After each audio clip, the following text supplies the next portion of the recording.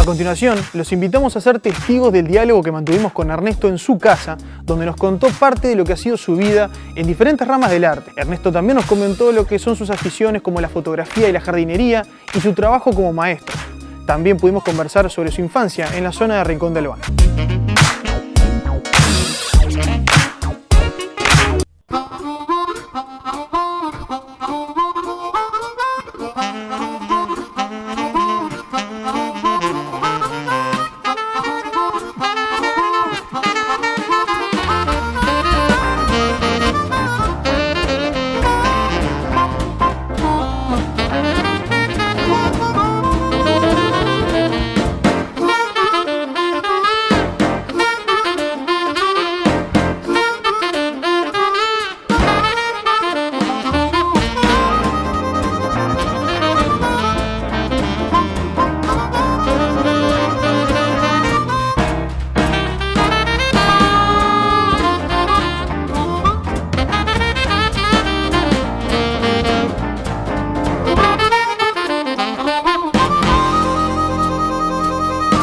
Bueno, Ernesto, bienvenido al lado B. Gracias por recibirnos acá en tu casa, en este precioso jardín que tenés acá, donde el verde realmente abunda. ¿Cómo estás? Sí, muy bien, es un gusto recibirlo. Ahí está. Bueno, primero que nada, llama poderosamente la atención este jardín completísimo que tenés, hasta con peces por allí, con un montón de plantas. ¿Qué es para vos este lugar? O sea, se nota que tiene mucho trabajo, mucho pienso, mucha dedicación también. Sí. Es una especie de herencia familiar. O sea, mi madre, yo nací en el campo, mi madre tenía un jardín muy grande, y cuando nos vinimos para San José, una de las condiciones de donde íbamos a vivir era que hubiera un fondo grande. Y mi madre se trasladó como si fuese una película a todo ese jardín en tarros, y lo tuvimos metido en una casita muy pequeña hasta que compramos esto. Y después se plantó acá. Y bueno, así que parte de la mudanza también fue sí, ese jardín. Y son esas plantas que han ido sobreviviendo. A mí me gustan mucho las plantas, y bueno, y dedico gran parte del día al cuidado de esto. Ahí está. Bueno, comentabas el tema de la mudanza. Vos creciste en la zona de Rincón de Albano. Sí, nací en Rincón de Albano. Ahí está. ¿Cómo fue esa infancia? ¿Cómo fue crecer en ese lugar tan frecuentado por mucha gente, ese almacén de ramos generales, ¿no? Sí. Que era un poco la referencia de la zona? Era una referencia de la zona, sí. Fue una vida para alguien que nace en el campo, fue una vida intensamente social, podemos decir, porque mi padre toda la vida fue lo que se llamaba en aquella época mercachifle, o sea, tenía una jardinera que era un carro cerrado, con 3 caballos, adentro había una cantidad de estanterías y repartía en todo ese pago. En ese lugar él iba desde que tenía 13 años, o sea que conocía a toda la gente de allí. Luego se fue a vivir allí, él vivía en Rodríguez con mamá cuando se casaron, y bueno, y ahí funcionaba, había un cuadro de fútbol que se llamaba Pampero, había un salón de baile, eran famosos los bailes de carnaval, habían 2 canchas de bochas profesionales, hechas con conchilla, con caracol molido, donde se jugaban campeonatos. Bueno, en un centro social. Era el centro social, y también era un centro religioso, o sea, era el lugar donde se daba misa.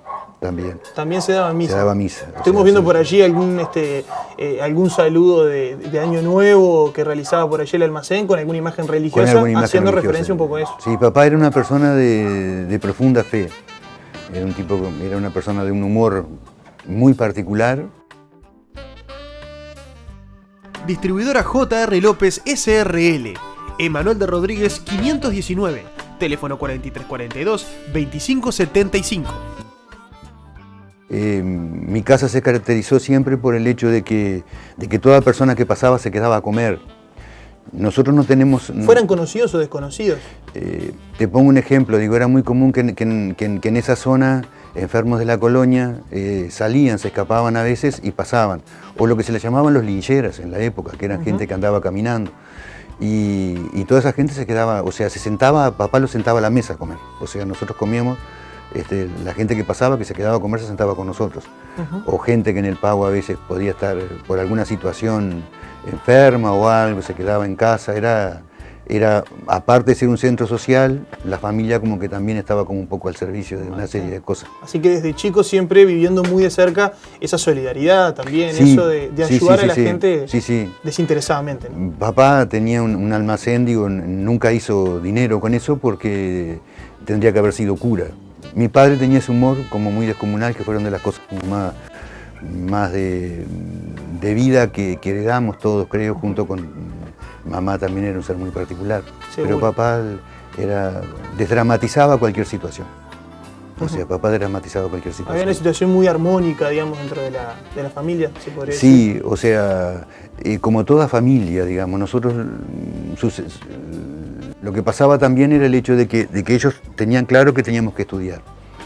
Y el hecho de tener que estudiar significaba que te fueras de tu casa. O sea, mis dos hermanas mayores tenían que ir a quedarse. Graciela fue a Santa Lucía, Nelda fue a Montevideo, y yo fui el único que estudié. Después nació Adriana, que es la más chica, estando en casa, y para poder estudiar tenía que ir a Rodríguez al liceo, que quedaba a 10 kilómetros, claro, en bicicleta, iba y venía, y lo hice desde casa, digamos, ¿no? Pero, ¿y en qué momento vos te fuiste definitivamente de tu casa? Y me fui cuando vinimos a hacer lo que se llamaba preparatorios, lo que era quinto y sexto, el bachillerato, que alquilábamos con mi hermana una pieza y un galponcito, pero volvíamos todos los fines de semana, digamos, ¿no?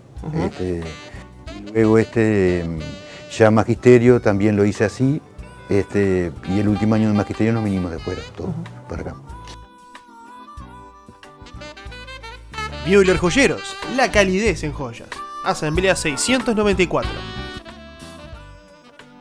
Ernesto, ¿y cómo es el tema bueno, ustedes volvían al almacén, siempre volvían a Rincón de Albano, tenían esa permanencia, pero ¿en qué momento tu familia se va definitivamente de ahí? ¿Y cómo es dejar ese lugar? Sí, fue algo como muy particular porque mamá había nacido allí, papá toda la vida había estado allí, y hubo un momento en el cual fue alrededor del año 74, por ahí, fue mi último año de magisterio, en el cual había todo un tema también que era el de la jubilación en ese momento, que era como difícil jubilarse, y bueno, mi papá consiguió un trabajo de sereno en la intendencia, y nos vinimos. Ese momento fue como muy duro para todos, digamos, para papá fundamentalmente. Fue un momento como que lo marcó mucho, digamos, ¿no? Y como que no quiso volver, solamente volvió una vez a la casa de un amigo muy grande que tenía, pero sí, y cambiaba radicalmente la vida, digamos, ¿no? Por eso fue el trasladar todo el jardín, o sea, era como el mantener todo eso. Y una de las cosas que yo siempre recuerdo y que como que me marcaron mucho fue cuando nos vinimos para acá. Hubo un día estábamos ya había nacido Adriana tenía 12 años, en el cual esa noche era la primera noche en ese pequeño grupo familiar, papá, mamá, mi hermana chica y yo, que la comida era muy escasa. Entonces digo, como que marcaba un momento, digamos, ¿no? Y bueno, como que se puso lo que había, que era muy poquito, y hubo como un silencio grande ahí, y papá dijo, ¿y si bailamos? Entonces prendió la radio, buscó un balsecito, se puso a bailar con mi hermana chica, yo con mamá, y nos fuimos a dormir. Y eso nos quedó toda la vida como que no hay dramas, hay que dramatizar las cosas, digamos, no son cosas tan graves. Tampoco era grave eso, porque teníamos otra hermana viviendo acá y podíamos ir y buscar, pero era esas cosas que se viven en la intimidad de un núcleo familiar. Y siempre a mí me quedó ese dicho, cuando sucede algo, es decir, ¿y si bailamos? Stablo, la ropa que se usa hoy. Visite nuestro local en 25 de mayo 508. Ernesto, vos después de que te vas de Rincón de Albano, que llegas a San José, haces el bachillerato, vos estudiás algo que no tiene nada que ver con la actuación, que es a lo que te dedicás hoy, como lo es la medicina. O vos me dirás si tiene algo que ver. Estudié un año de medicina. Ajá. Estudié un año de medicina. ¿Por qué motivo arrancaste a estudiar? No tenía como muy claro lo que quería hacer, digamos. En ese momento no habían no tenía como muy clara cuál era la vocación que tenía, digamos, concretamente, ¿no? Creo que lo que tendría que haber estudiado era psicología.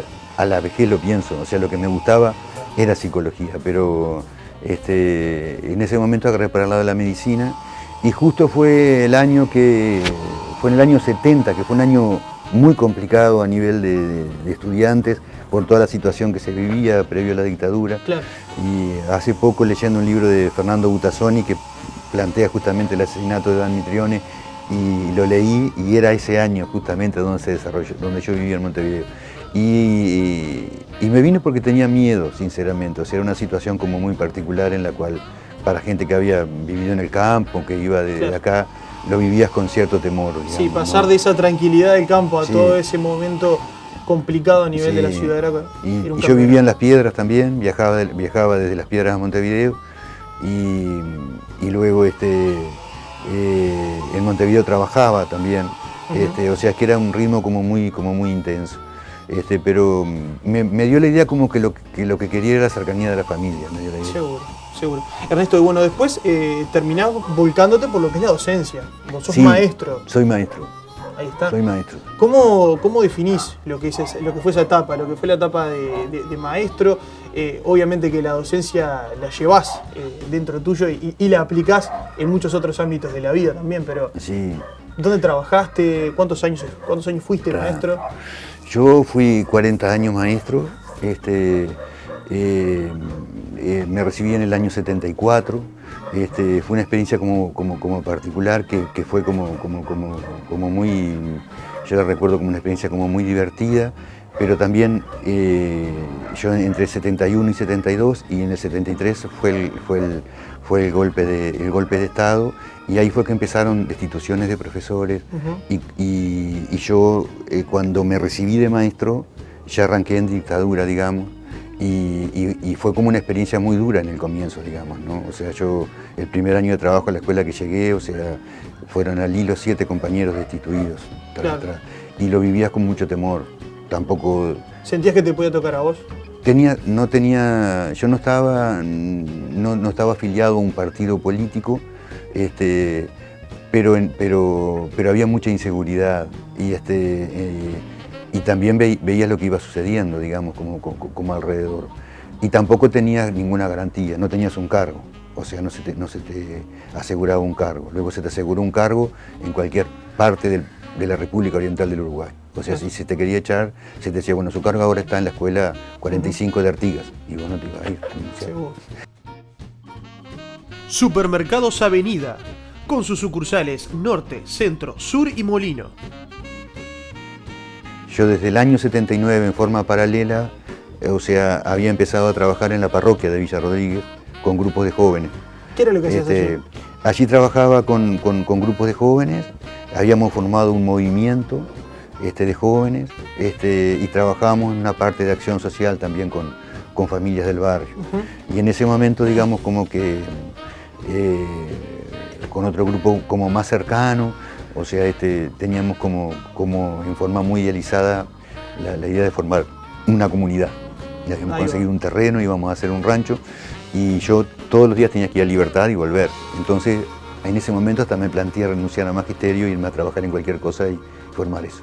Después ahí hubieron problemas de iglesia, tuve que dejar esa idea y me quedé trabajando en la escuela de Rodríguez hasta el año 91, que fue una experiencia maravillosa, digamos, por los compañeros y todo lo que hicimos ahí.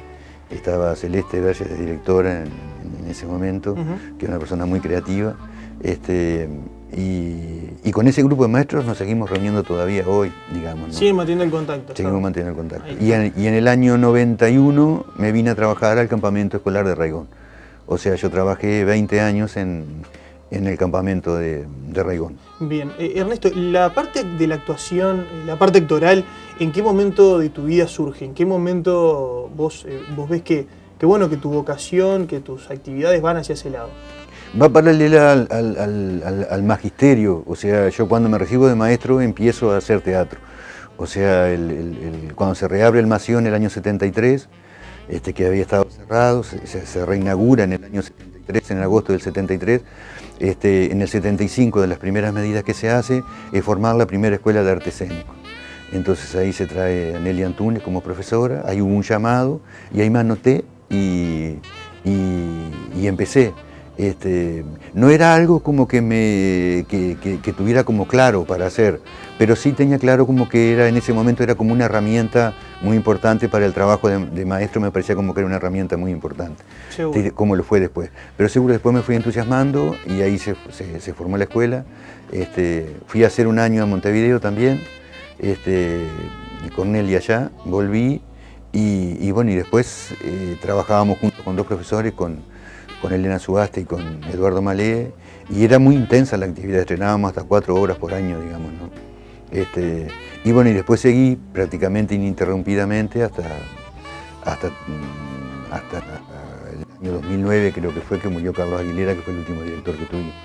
Sos un tipo de muchas aficiones, de muchos hobbies, de muchos pasatiempos. ¿Cómo es el tema cómo has vivido el tema de la fotografía, ese interés por la fotografía desde mucho tiempo, desde tiempos en los que por ahí no era tan común tener cámaras fotográficas? ¿Y cómo lo has compartido eso también con quienes te rodean, ¿no? En el campo, digo, era como muy extraña la fotografía, digamos, no habían máquinas, por supuesto, digo, y uno no tenía, digo, pero yo siempre recuerdo el día que me di cuenta que la fotografía detenía segundo y lo detenía. Y para mí eso fue como asombroso, como invento. Me pareció como que era un invento. Ese fue el atractivo que vos extraordinario, o sea, que se pudiera registrar eso y mantenerlo. Y después recuerdo como muy claramente que me impactó Juan Chavalgoiti, que fue un viejo fotógrafo que hubo en San José, y Juan era quien sacaba las fotos para la cédula, a señales. Y él, yo trabajando en el diario, tuve una época de periodista también. Porque trabajaste en los principios. Trabajé en los principios. En un momento me daban la página del medio del diario para hacer un artículo, que tenía que hacerlo todos los sábados. Y bueno, era ese momento de la dictadura también que era como medio difícil plantear temas sobre eso. Sí, no tenías un ámbito tan amplio. Hacer la historia de todas las plazas de San José, en base a los relatos de Juan Chavalgoiti, y en base a la fotografía de él, porque él tenía el archivo del tío de él, que fue el que sacó las fotos del monumento a Artigas, y estuvo en la inauguración del teatro y todo eso. Entonces, ahí, trabajando con él, me di cuenta, digamos, que más allá de documentar, empecé a ver fotografías de él, de estudio, sacadas a través de una ventana que daba a la calle, que daba a la luz, grupos familiares, niños. Y ahí me di cuenta, ahí fue cuando descubrí en ese momento realmente que era un arte la fotografía, digamos. Seguro. Que había una parte, fundamentalmente, lo que sucede con la luz, que era impresionante. Pero sí, la fotografía me gusta muchísimo. Y me regalan muchos libros de fotos y me gusta